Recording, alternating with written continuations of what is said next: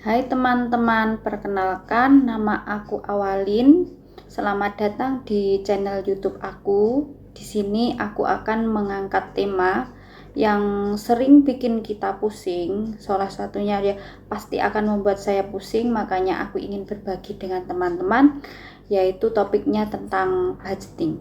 Budgeting ala guru yang realistis dan yang sudah aku jalani selama ini. Hal yang pertama kita lakukan adalah kita harus menerima kenyataan itu profesi kita itu adalah guru, dan kita harus menerima bahwa memang gaji guru itu bukan suatu gaji yang sangat besar. Jadi kita harus pintar-pintar mengelola supaya kita bisa hidup nyaman dan punya tabungan. Jadi di sini sebelum dimulai saya mau cerita. Jadi dalam penerimaanku, aku adalah seorang anak rantau. Yang kedua, aku tinggal di Sidoarjo padahal kerjaku di Surabaya. Dan yang ketiga adalah karena aku anak rantau, aku harus punya rumah sendiri. Jadi alhamdulillahnya sebenarnya saya sangat bersyukur. Saya menikah di tahun 2020, suami saya asli Surabaya, dan kita ada rumah sebenarnya dari mertua, tapi posisinya di Sidoarjo. Jadi setiap hari kita PP Sidoarjo Surabaya yang perjalanannya bisa 1 jam, bisa 1,5 jam. Jadi kita berangkat pagi-pagi, kemudian pulangnya sudah gelap. Jadi dalam perjalanan kita, pernikahan kita dari 2020 sampai 2024 itu uang kita hanya habis untuk jalan-jalan, untuk kebutuhan pokok sehari-hari yang terutama bensin dan makan. Karena terbatasnya waktu habis untuk di jalan dan kerja, akhirnya aku tidak punya waktu untuk memasak. Jadi akhirnya waktunya habis untuk membeli makan di luar. Selain itu, kita juga mulai merasa lelah karena perjalanan ke Surabaya dan Sidoarjo, PP Surabaya Sidoarjo itu membuat kita lelah, dan akhirnya aku juga merasa bahwa hidupku kok gini-gini aja. Apa yang aku cari, aku merantau ke Surabaya tapi aku nggak dapat apa-apa. Akhirnya kita memberanikan diri untuk survei rumah di Surabaya, dan di tahun 2024 pertengahan kita memberanikan diri untuk mengambil rumah. Nah, dalam proses perjalanan pengambilan rumah kita kan harus membayar DP, membayar untuk berkas-berkas yang lain. Sementara karena uang kita habis hanya untuk kebutuhan sehari-hari, akhirnya kita atas izin mertua kita pinjam uang ke mertua untuk DP-nya. Setelah itu juga akhirnya kita punya kewajiban, yaitu kewajiban untuk membayar cicilan setiap bulan, dan kita juga punya kewajiban untuk membayar hutang DP kepada mertua. Dari situ saya dan suami mulai berpikir keras bagaimana cara supaya cicilan bisa terbayar dan hutang ke mertua juga bisa terbayar. Akhirnya yang kita lakukan adalah, yang pertama adalah kita memisahkan gaji kita. Jadi gaji itu alhamdulillah gaji suami adalah gaji suami adalah gaji pokok yang khusus untuk membayar cicilan KPR. Gajiku ada gaji pokok dan 2 tunjangan. Jadi yang gaji pokok ini khusus untuk kehidupan sehari-hari, dan yang kedua adalah untuk menabung. Nanti rencananya setelah selesai membayar hutang ke mertua adalah aku ingin secepatnya rumah ini lunas dengan melakukan pembayaran ekstra.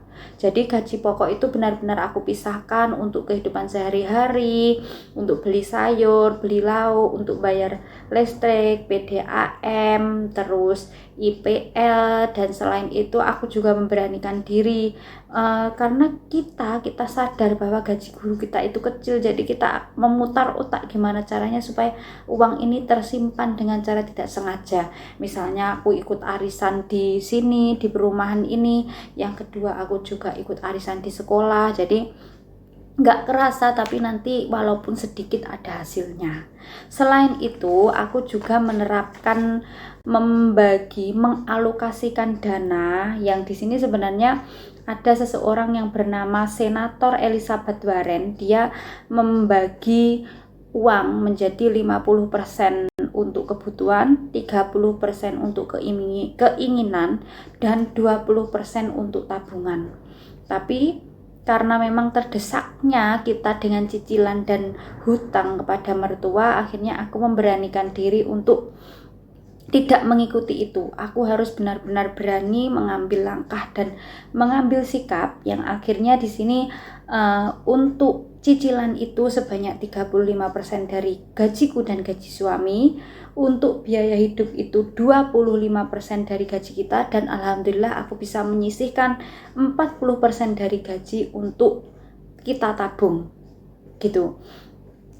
Yang untuk kita tabung. Jadi benar-benar kita merubah pola hidup kita. Yang dulu pernah sering ngemol, kita kurang-kurangi. Yang dulu sering setiap hari makan di luar, kita kurang-kurangi. Terus yang dulu suka jalan-jalan juga kita kurang-kurangi, karena kita harus benar-benar mampu mengelola uang kita supaya benar-benar kita bisa, kalau kita cari kenyamanan ya kita harus mau mengorbankan yang lain. Selain itu, teman-teman tahu istilah tentang hidup frugal living ya, frugal living ya.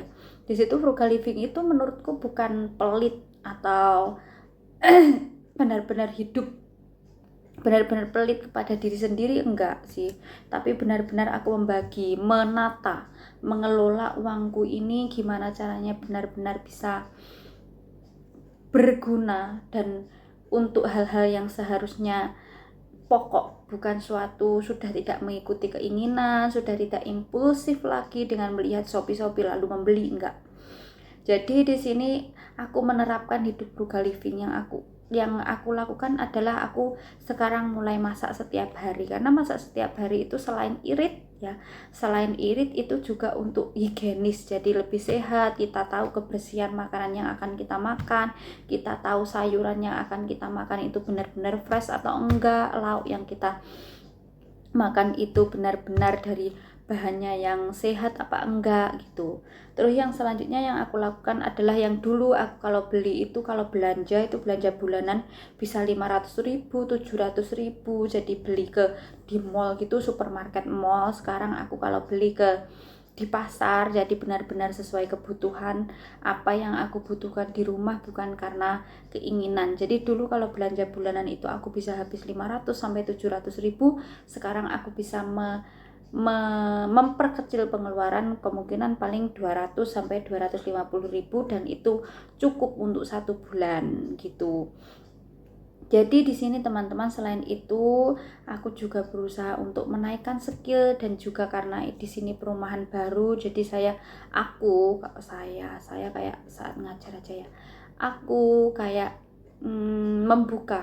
membuka peluang baru, usaha baru, walaupun kecil-kecilan, walaupun ya mungkin cukuplah untuk tambahan uang jajan. Jadi mencoba membuka les-lesan atau apapun itu, jadi benar-benar merubah pola hidup. Dan percaya teman-teman, alhamdulillah hutangku ke mertua untuk tahun ini sepertinya akan lunas, dan aku akan terus berusaha untuk menabung dan mencoba untuk terus membaca buku, mencari referensi investasi terbaik yang di mana, atau emas atau reksadana. Aku masih mencari pertimbangan itu. Doakan ya teman-teman, dan aku selalu berdoa semoga di sini teman-teman guru yang lain juga selalu semangat.